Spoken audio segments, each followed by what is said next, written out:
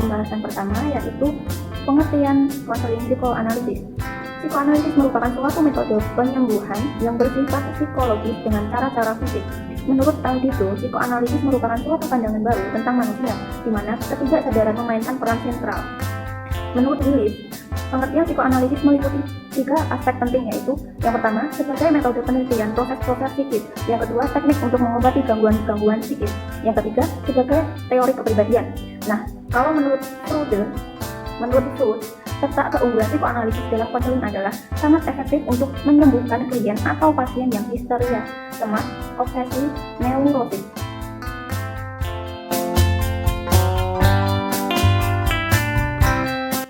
Kita masuk ke pokok pembahasan kedua, yaitu pandangan tentang kepribadian manusia. Menurut Freud, pandangan manusia sebagai makhluk deterministik. Menurut Freud, tingkah laku manusia ditentukan oleh kekuatan irasional, motivasi bawah sadar atau unconscious motivation, dorongan atau drive, biologis dan insting, serta kejadian psikoseksual selama 6 tahun kehidupan. Freud percaya bahwa dorongan seksual dan agresif adalah kekuatan yang menentukan tingkah laku manusia.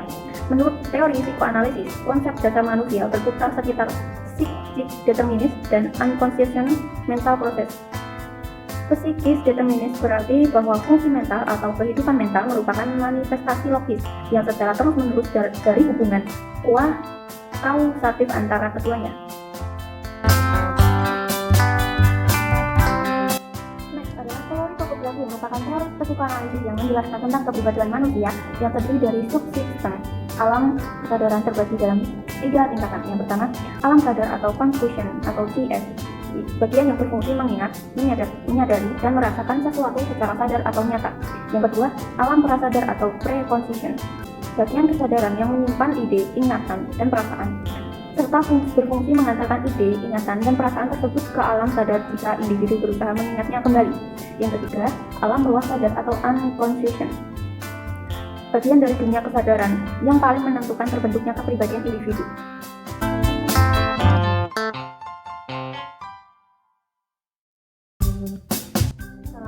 Dalam dunia kesadaran atau awareness, individu terdapat pula subsistem struktur kepribadian yang berinteraksi secara dinamis. Antara lain, yang pertama, id atau ID merupakan subsistem kepribadian yang asli yang dimiliki individu sejak lahir. ID lebih didorong pada prinsip kesenangan untuk pemuasan keinginan. Jika keinginan tidak segera terpenuhi, akan timbul rasa kecemasan. Yang kedua, ego, berusaha untuk memuaskan keinginan ID dengan cara yang realistis dan dapat diterima oleh kondisi lingkungan sosial. Yang ketiga adalah superego, bekerja berdasarkan prinsip moral yang orientasinya bukan kesenangan, tetapi pada kesempurnaan kepribadian.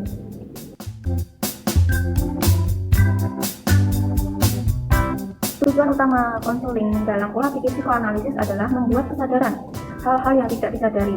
Konseling, ketika hal-hal yang telah ditelan di dalam alam ketidaksadaran dimunculkan kembali, maka masalah tersebut dapat diatasi secara lebih rasional dengan menggunakan berbagai metode. Yang pertama, menolong individu mendapatkan pengertian yang terus-menerus tentang mekanisme penyesuaian diri.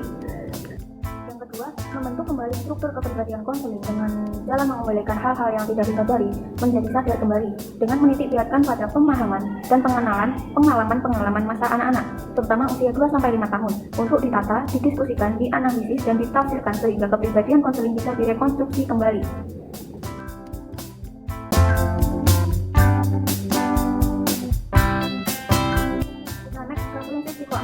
Di dalam gerakannya, psikoanalisis mempunyai beberapa prinsip, yaitu yang pertama, prinsip konstansi, artinya bahwa kehidupan psikis cenderung untuk mempertahankan kualitas ketegangan psikis pada taraf yang terendah mungkin, atau setidak-tidaknya taraf yang stabil. Yang kedua, prinsip kesenangan, yaitu kehidupan psikis cenderung untuk menghindarkan ketidaksenangan dan sebanyak mungkin memperoleh kesenangan. Yang ketiga, prinsip realitas, yaitu prinsip kesenangan yang disesuaikan dengan keadaan nyata.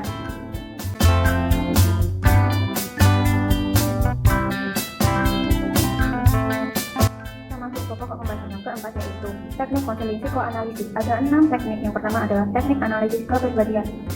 Pendekatan dinamika penyembuhan gangguan kepribadian dilakukan dengan melihat dinamika dari dorongan primitif terhadap ego dan bagaimana superego menahan dorongan tersebut.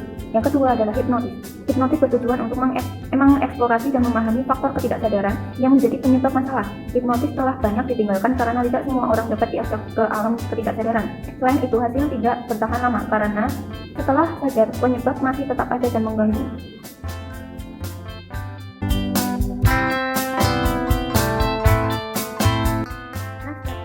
Adalah asosiasi bebas, merupakan suatu metode pemanggilan kembali pengalaman masa lalu dan melepaskan emosi-emosi yang berkaitan dengan situasi traumatis dari masa lampau. Asosiasi bebas bertujuan untuk meninggalkan cara berpikir yang biasa, menyensor pikiran.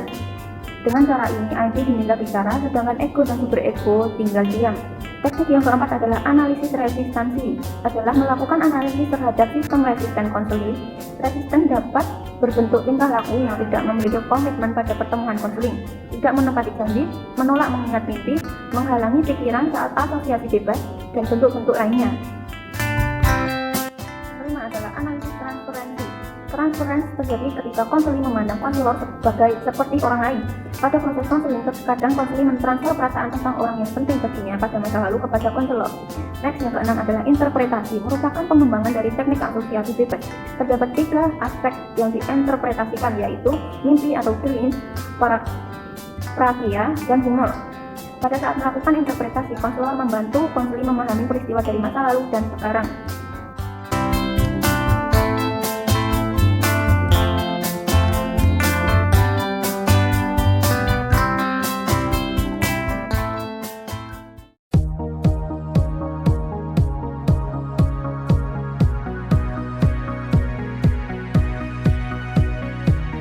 Di sini ada pengertian konseling behavioral, yaitu suatu proses membantu orang untuk belajar memecahkan masalah interpersonal, emosional, dan keputusan tertentu. Dan dipertegas oleh Giroux Corey, pengertian terapi tingkah laku adalah penerapan aneka ragam teknik dan prosedur yang berakar pada berbagai teori tentang belajar. Jadi, konseling behavioral adalah teknik konseling yang dimana kita sebagai konselor berusaha mengubah cara pandang konseling agar mampu untuk merubah perilaku yang menyimpang.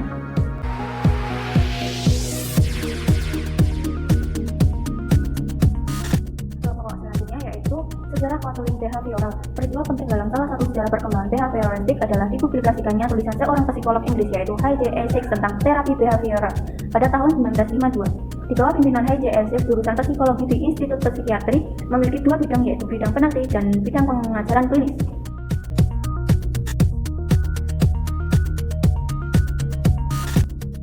Jurusan psikologi ada 2. Yang pertama, bidang penelitian, lebih mengembangkan dimensi tingkah laku untuk menjelaskan abnormalitas tingkah laku yang dirumuskan oleh Essex. Yang kedua, sedangkan dalam bidang pengajaran klinis menyelenggarakan latihan bagi sarjana-sarjana psikologi klinis. Tahun 1960-an muncul gagasan baru yang mengemukakan tentang terapi behavior dan neurosis oleh Essex, yang pada akhirnya berpengaruh besar pada Principle of Behavior Modification dari Bandura. Tahun 1980-an, konsep behaviorisme difokuskan pada behavioral medicine yang merujuk pada pendekatan psikologis yang menangani kondisi physical or medicine disorder.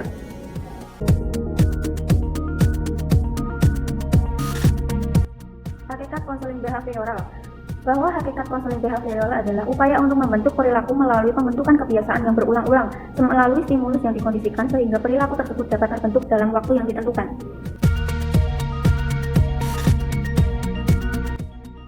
Tujuan konseling behavioral. Tujuan yang sifatnya umum harus dijabarkan ke dalam perilaku yang spesifik diinginkan oleh klien. Yang pertama, konselor mampu dan bersedia membantu mencapai tujuan tersebut. Kedua, klien dapat mencapai tujuan tersebut. Tiga, dirumuskan secara spesifik. Yang keempat, konselor dan klien bersama-sama menetapkan atau merumuskan tujuan-tujuan konseling.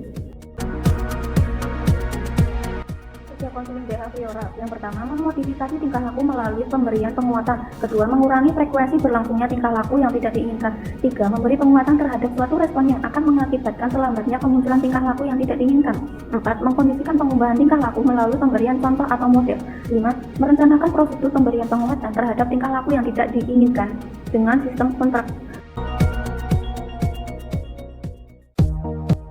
Dari pendekatan behavior behavioral adalah pertama, telah mengembangkan konseling sebagai ilmu, dua, mengembangkan perilaku spesifik sebagai hasil konseling yang dapat diukur, tiga, memberikan ilustrasi bagaimana mengatasi keterbatasan lingkungan, empat, menekankan bahwa konseling hendaknya memusatkan pada perilaku sekarang dan bukan kepada perilaku yang terjadi di masa lalu. Pendekatan behavioral. Pertama, pendekatan behavioral bersikap dingin, kurang menyentuh aspek pribadi, bersifat manipulatif, dan mengabaikan hubungan antar pribadi. Kedua, pendekatan behavioral lebih terkonsentrasi kepada teknik. Tiga, pemilihan tujuan sering ditentukan oleh konselor. Empat, masalah suatu klien sering sama dengan klien lain, dan karena itu tidak menuntut suatu strategi konseling yang unik. Lima, konstruksi belajar yang dikembangkan dan digunakan oleh konselor behavioral tidak cukup komprehensif untuk menjelaskan belajar dan harus dipandang hanya sebagai suatu hipotesis yang harus diuji. Latihan asertif. Teknik ini digunakan untuk melatih klien yang mengalami kesulitan untuk menyatakan diri bahwa tindakannya adalah layak atau benar. Cara yang digunakan adalah dengan permainan peran dengan bimbingan konselor. Yang kedua adalah desensitisasi sistematis. Merupakan teknik konseling behavioral yang memfokuskan bantuan untuk menenangkan klien dari ketegangan yang dialami dengan cara mengajarkan klien untuk rileks. Ketiga, pengkondisian afektif. Teknik ini dimaksudkan untuk meningkatkan kepekaan klien agar mengamati respon pada stimulus yang disenanginya dengan kebalikan stimulus tersebut.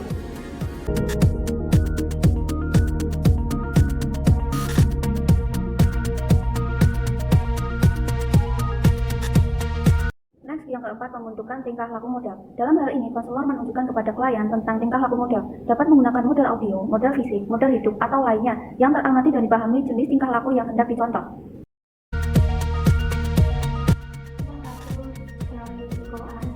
Mira adalah seorang gadis kecil yang lucu dan ceria. Dia hidup bersama kedua orang tuanya dan kedua kakaknya.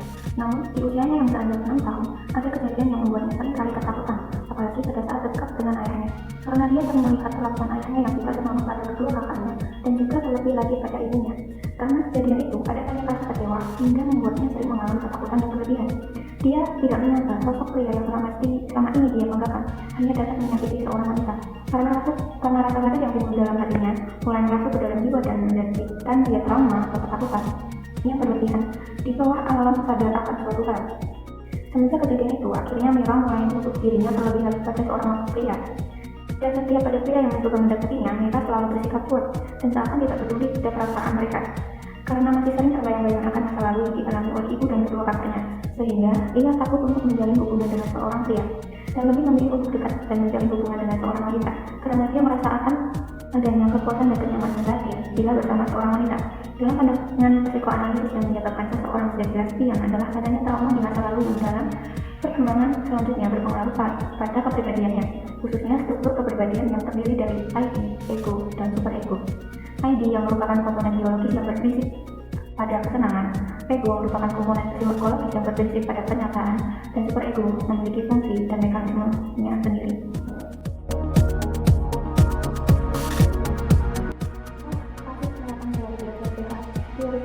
Penerapan teori belajar behavioristik dalam sekolah berupa program kerja dari guru untuk siswa. Misalnya sekolah SMA dulu mengajarkan program belajar kelompok untuk siswanya. Dengan adanya program ini, diharapkan siswa yang memang tertarik akan hal ini bisa memulihkan responnya dengan mengikuti dan belajar secara terlibat dan menghasilkan perubahan positif. Dari program-program seperti ini, memberikan kesempatan bagi para siswa untuk bisa lebih mengeksplorasi kemampuannya di luar bidang akademik. Dari contoh kasus penerapan di atas, bisa kita ambil ada beberapa hal yang diperhatikan dalam teori belajar behaviorisme, yaitu yang pertama, menganalisis suatu lingkungan pembelajaran dan pengenalan pengetahuan lebih awal pada peserta didik. Dua, menguraikan sebuah materi pada pembelajaran menjadi satu bagian bidang yang meliputi topik, pokok pembahasan, untuk kasus pokok pembahasan. Yang ketiga, memberikan stimulus terhadap peserta didik. Yang keempat, mengamati dan mendalami respon yang telah diucapkan peserta didik. Yang kelima, memberikan stimulus yang berulang-ulang.